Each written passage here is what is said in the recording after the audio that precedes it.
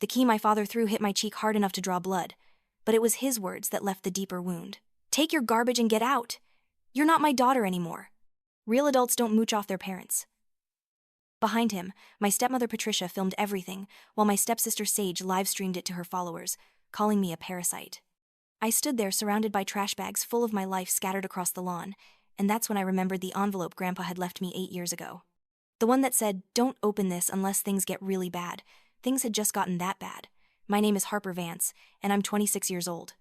For the past 8 years, since my grandfather died when I was 18, I had been the family's invisible ATM machine.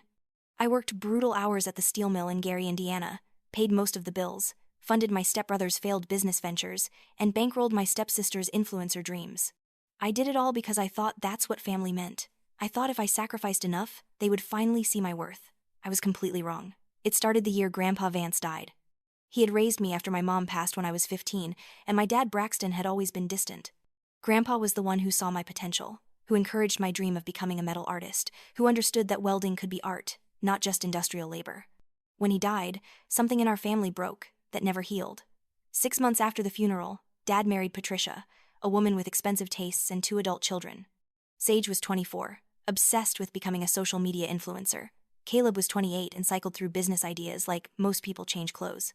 Neither of them worked real jobs. Patricia didn't work either. She spent her days redecorating our modest house in the Illinois suburbs with furniture we couldn't afford. The first time Dad asked me to help with the mortgage, I didn't hesitate. He said it was temporary, just until the wedding expenses were paid off. That was 8 years ago. The temporary became permanent, and the mortgage was just the beginning. Soon I was covering utilities, property taxes, car insurance for Caleb's truck, internet for Sage's streaming setup, credit cards for Patricia's shopping addiction. Everything. I worked 55 hours a week at the mill, a 40-minute commute each way through the dying industrial landscape of Northwest Indiana. I picked up welding side jobs on weekends. Every paycheck disappeared into the family account. I survived on whatever scraps were left, which was never enough. I wore thrift store clothes until they disintegrated. I ate peanut butter sandwiches for lunch while Caleb ordered takeout twice daily. I drove a 12-year-old Honda Civic held together with rust and hope while Dad and Patricia leased a new Escalade. My dreams of art school, of opening my own studio, of creating sculptures instead of welding industrial beams, those dreams got locked away in a box labeled someday that never came. Whenever I suggested that maybe Caleb could get a job, or Sage could work between videos, or Patricia could contribute something, I got the same response. Your family. Family helps each other. Don't be selfish. Besides, you're good at working. You don't mind, right? You don't have expensive tastes. You should be grateful to help. The warning signs were always there. Red flags I ignored because I was terrified of being alone. Every time Patricia complained that my calloused hands ruined family photos. Every time Sage borrowed my laptop and returned it sticky and broken. Every time Caleb took my car and brought it back on empty. Every time Dad dismissed my exhaustion with a shrug, I told myself it would get better. I told myself they would eventually appreciate me. I was wrong about that too. Everything changed 3 months ago when I got the offer. A small artisan metalwork studio in Chicago needed a welder with artistic vision. The pay was less than the mill, but it came with the chance to learn, to create, to make something beautiful instead of just functional. It was everything I had ever wanted. I told them at dinner, my voice shaking with excitement. Patricia glanced up from her phone long enough to say, "That's nice," before scrolling again. Sage laughed. "Wait, you think welding is art? That's random." Caleb asked if there was a signing bonus he could borrow. Dad said, "Just make sure you can still cover your share of the bills." Not one congratulations. Not one person asked if it made me happy. The job required relocating closer to Chicago. I started looking at tiny apartments I could barely afford. I planned to give 2 weeks' notice, pack up, and start fresh. I was going to tell them about the move after I found a place. The universe had other plans. I had a 2-week training assignment at the mill, supposed to keep me away until Friday, but we finished early, and I headed home on a cold Tuesday afternoon in late September, 3 days ahead of schedule. When I turned onto our street, my brain couldn't process what I was seeing. Dozens of black garbage bags littered our front lawn. My clothes, my books, my welding tools, everything I owned was scattered across the yellowing grass like tornado debris. My gaming monitor, the one thing I had saved months to buy, lay shattered near the mailbox. Patricia stood on the porch filming on her phone. Sage was beside her with a selfie stick, her voice carrying across the yard in that fake, cheerful tone she used for followers. And here's Harper, the family leech, coming home from her little work trip without ever paying rent. Check it out, guys. This is what shameless looks like. Caleb walked up to one of the bags and kicked it hard. My books went flying, pages tearing as they hit the driveway. The freeloader finally gets evicted. You're not this family's burden anymore. Neighbors watched from behind curtains. Some filmed openly on their phones. No one intervened. No one asked if I was okay. I should have screamed. I should have cried. Instead, something cold and sharp settled in my chest. Something that felt like clarity. I walked forward and started picking up my belongings, piece by piece, like gathering fragments of my shattered dignity. Sage's narration barely registered. I had gone numb to their cruelty. I had loaded maybe half my things when Dad burst out of the house, face crimson with rage. He was holding something, and before I could react, he hurled it at me. The house key hit my cheekbone, the sharp edge slicing skin. I felt warm blood trickle down but didn't touch it. "Get your trash and get out," he roared. "You're not my daughter anymore. Real adults don't live off their parents." I picked up the key. My hand was steady. I looked at each of them. Patricia still filming with dead eyes, Sage grinning behind her phone, Caleb with his arms crossed like he'd accomplished something. And Dad, his face twisted with anger I couldn't understand because I had done nothing but support them for 8 years. I didn't say a word. I loaded what I could salvage and got in my car. I didn't look back. I drove for an hour with no destination, mind blank, body on autopilot. I ended up in a 24/7 convenience store parking lot somewhere between home and Chicago. I sat there as the sun set, staring at my phone. 17 missed calls, 43 texts, all from them. I didn't open any of them. Around midnight, I drove to Eli's place. Eli had been my coworker at the mill for 5 years, one of the few who knew about my family situation. Eli lived in a small apartment in an old Chicago workers' neighborhood, the kind of place with character and history in its walls. The light was on when I arrived. I texted, "I'm here," and seconds later Eli was at the door. No questions, no judgment, just water and a quiet space to exist. I told Eli everything. The eviction, the live stream, the key. Eli listened, and when I finished, said simply, "What do you need?" "I don't know," I whispered. Then I remembered. The envelope.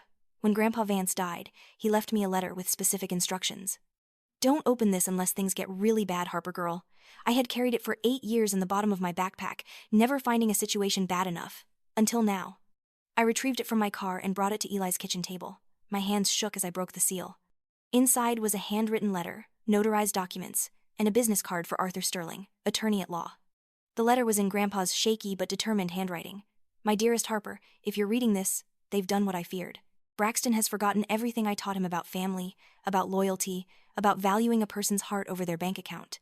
I couldn't protect you while alive without causing a rift I hoped would heal, but I can protect you now.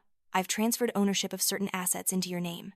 All legal, all documented, all binding. You own 40% of the family home. You own 50% of the lake cabin at Chano Lakes. You own 35% of the machine shop your father runs. They don't know. I made sure of it. You owe them nothing, no apologies, no silence, no guilt. This is for when they forget your worth. Make them remember. All my love, Grandpa." I read it 3 times before the words made sense. The documents proved everything. Deeds, trust papers, transfers dated the week before Grandpa died. All notarized, all legal, all real. I owned part of their lives, and they had no idea. Eli read over my shoulder and whistled low. "Harper, do you understand what this means? It means they can't just throw me away. It means they've been living in my house, profiting from my property, treating me like garbage while standing on ground I own." I looked at Arthur Sterling's card. Downtown Chicago address, old building near the university. Office hours started at 9. I didn't sleep. I sat at Eli's table reading and rereading the documents, making notes, planning. By dawn, I knew exactly what to do. At 8:55 the next morning, I walked into Sterling's office. Dark wood and leather, old books lining walls, the smell of coffee and paper. Arthur Sterling was late 60s, silver-haired, sharp-eyed. He recognized me immediately. "Harper Vance," he said, standing to shake my hand. "I've been waiting 8 years for this call.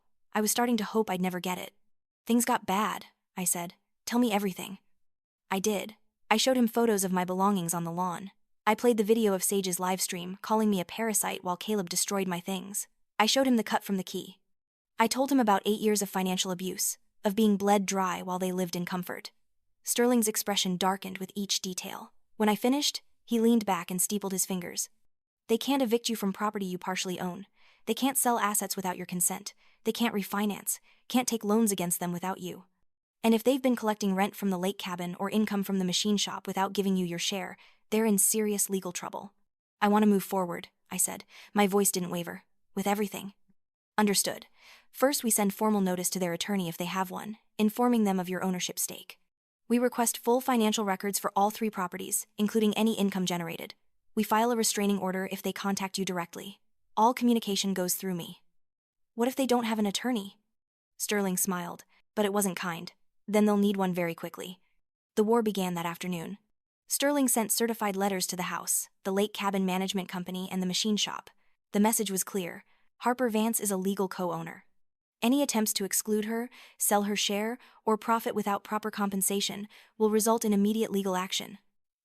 My phone exploded. Calls, texts, voicemails. I blocked them all.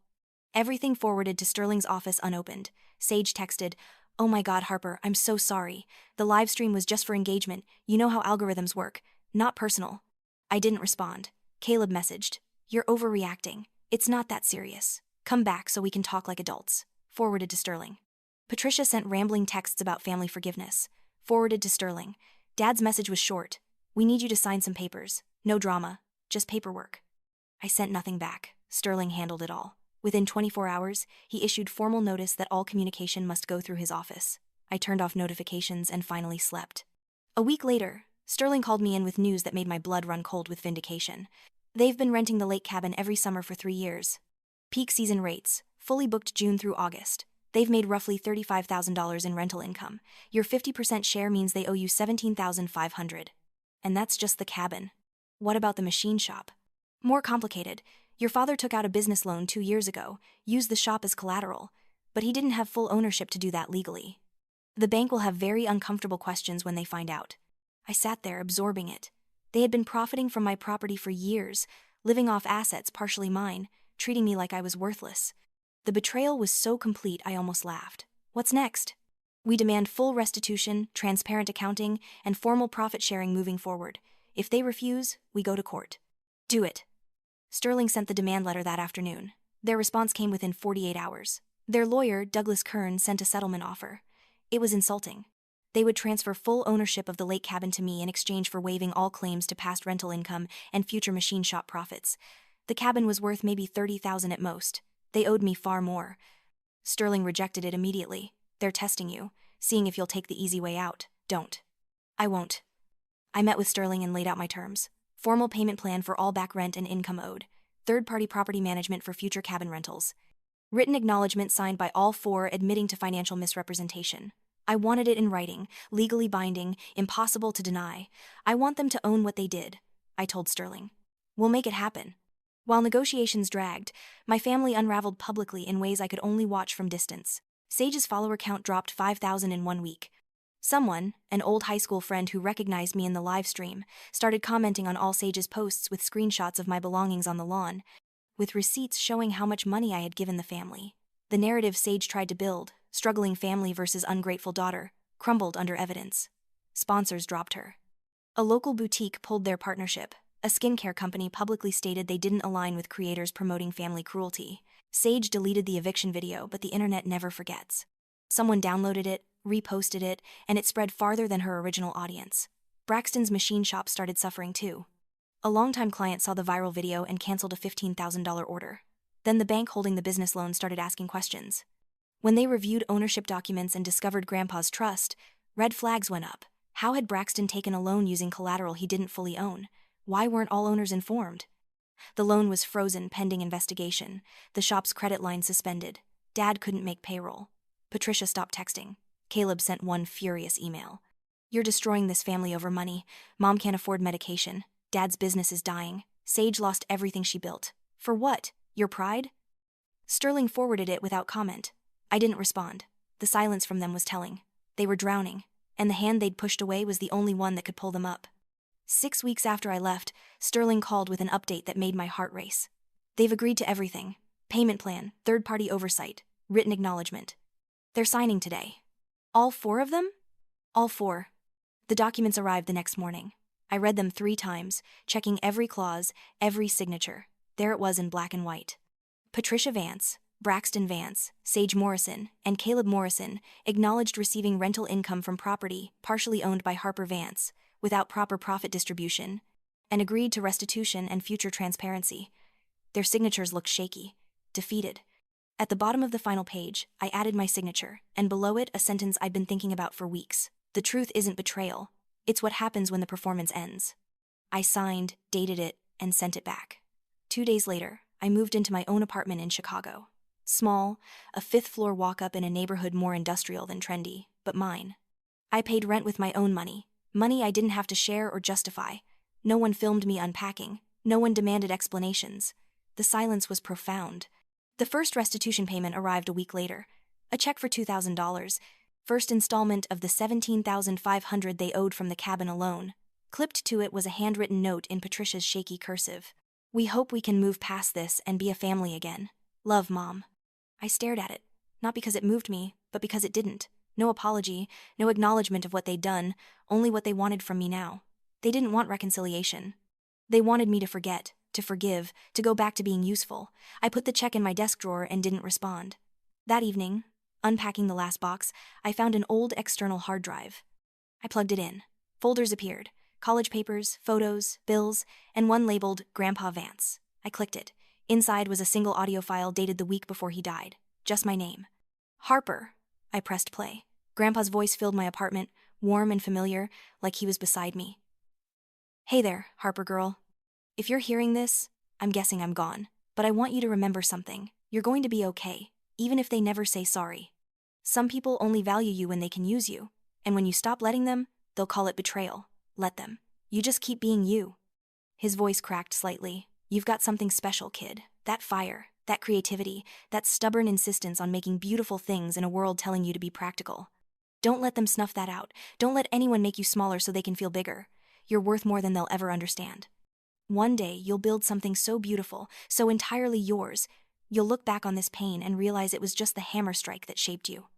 The recording ended with him clearing his throat, a small laugh, then silence. I sat there in my empty apartment, letting his words wash over me. No more shouting, no more weaponized silence. Just the steady warmth of someone who believed in me, echoing through speakers, in a place entirely my own. I saved the file, backed it up 3 places, and put the hard drive in my drawer next to the check. The next morning, I started my new job at the Artisan Metalwork Studio. The owner, Claire, had silver-streaked hair and welding burns on her forearms. She showed me around. High ceilings, natural light through industrial windows, the smell of hot metal and possibility. "We make functional art here," Claire said. "Gates, railings, sculptures, custom pieces. People come when they want something that matters, something with soul." "I can do that," I said. She smiled. "I know. That's why I hired you." I spent my first week learning their techniques, their style, how they transformed raw metal into something that made people stop and stare. I worked on a custom gate for a Lincoln Park client, learned to create texture and pattern in steel, discovered how to make industrial feel organic. At night, I went home to my small apartment, made dinner for one, sat in quiet. Sometimes I'd check social media and see my family's continued wreckage. Sage had pivoted to apology videos, but comments were ruthless. Caleb got a job at a car dealership, his first real employment in years. Patricia started working part-time at a department store. Braxton worked overtime at the shop, trying to rebuild what the scandal broke. They were learning what I'd known for years. Survival requires work. Dignity has a price, and no one was going to save them but themselves. 3 months after I left, Dad called from an unknown number. I almost didn't answer. "Harper." His voice was quiet, stripped of anger. "Please don't hang up." I waited, said nothing. I wanted to say I'm sorry, for everything, for not seeing what we were doing to you, for letting it go on. For that day, the things I said, the key. You deserved better. You always deserved better. The apology I'd craved for years, and now it felt hollow, too little, too late, missing the one thing that mattered: understanding. He was sorry he got caught, sorry for consequences, but I wasn't sure he understood the depth of what he'd done. "Okay," I said. "Can we meet, talk in person, try to rebuild something?" I looked around my apartment, at welding gear in the corner, sketches on the coffee table, the life I was building piece by piece without their weight. I thought about the sculpture I was planning, about transformation, about fire reshaping metal into something stronger. "I don't think so, Dad. I've moved on. You should too." "Harper, please, we're family."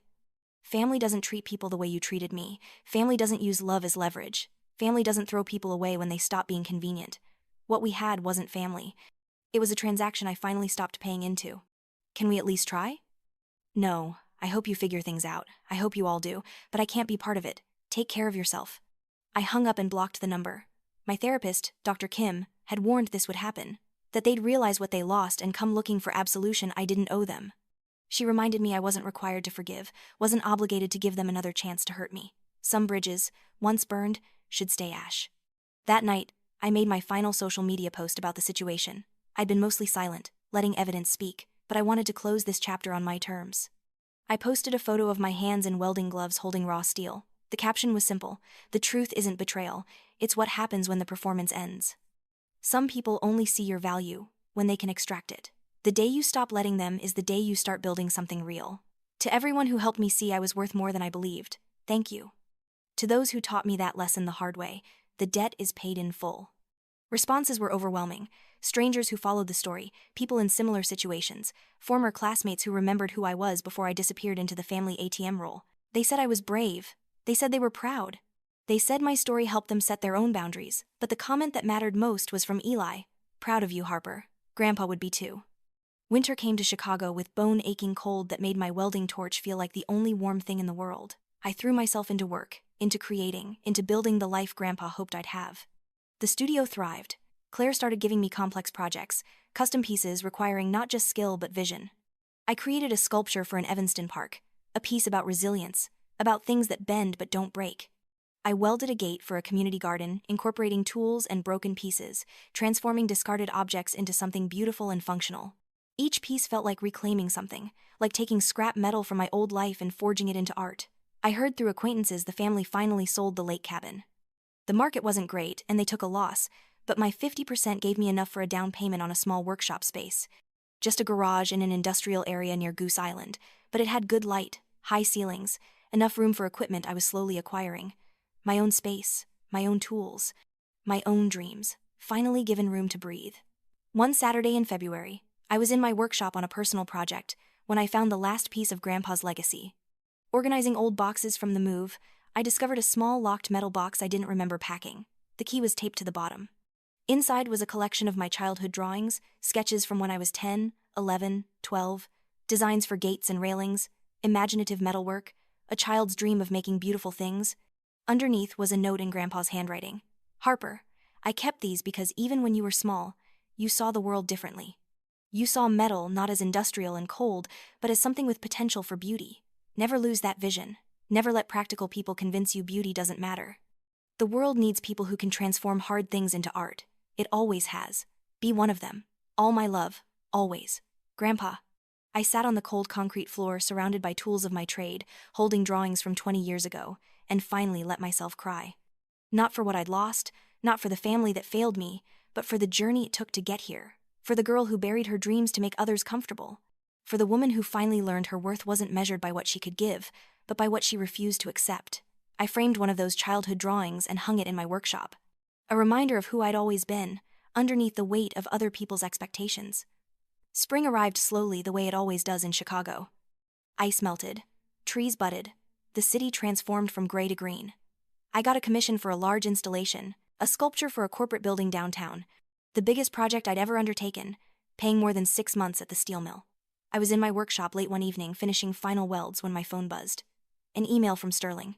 Subject: case closed. The payment plan was complete. Every dollar owed had been paid. Third-party management was in place. The machine shop had stabilized under new financial oversight. My ownership stakes were secured, documented, protected. Legally, financially, completely, it was over. Sterling's message was brief. "All obligations met. All agreements fulfilled. You're free and clear. Well done, Harper." I set down my welding torch and looked at the sculpture. Abstract, but if you looked right, you could see a figure rising, transforming, becoming something new. I'd called it Phoenix, but that felt too obvious now. What rose from ashes wasn't the same as what burned. It was something entirely new. I posted a final photo that night. The sculpture nearly complete, glowing in workshop light. The caption was simple: "When the performance ends, the real work begins." I didn't mention the family. I didn't need to. This wasn't about them anymore. This was about what I'd built from the rubble they left me in. The sculpture was installed 3 weeks later. I stood in that corporate lobby watching people walk past my work, watching them pause, watching them see something in the metal that made them stop and think. A security guard asked about it, and I told him it was about transformation, about becoming something new when the old version of yourself burns away. "I like that," he said. "We all need to transform sometimes." "Yeah," I agreed. "We do." 6 months after I walked away from that house with my belongings in garbage bags, I stood in my own workshop, surrounded by my own tools, working on my own projects, living a life that was entirely, completely, beautifully mine. The family that threw me away was still there, still struggling with consequences of their choices, still learning lessons I tried to teach them gently before life taught them harshly. I didn't hate them. I didn't wish them ill. I simply didn't think about them much anymore. They'd become characters in a story I used to tell myself, about a girl who thought love meant sacrifice, who thought family meant accepting cruelty, who thought her worth was measured by usefulness. That story was over now. I was writing a new one, and in this version, the girl who'd been thrown away discovered she'd been carrying the keys to her own freedom all along. She just needed to be pushed hard enough to finally use them. My phone buzzed. A text from Claire. New commission just came in. Big residential project, creative freedom, your kind of work. Interested? I smiled, wiped metal dust from my hands, and typed back, absolutely. The truth hadn't been betrayal. It was what happened when the performance ended and real life, the life I chose for myself, finally began.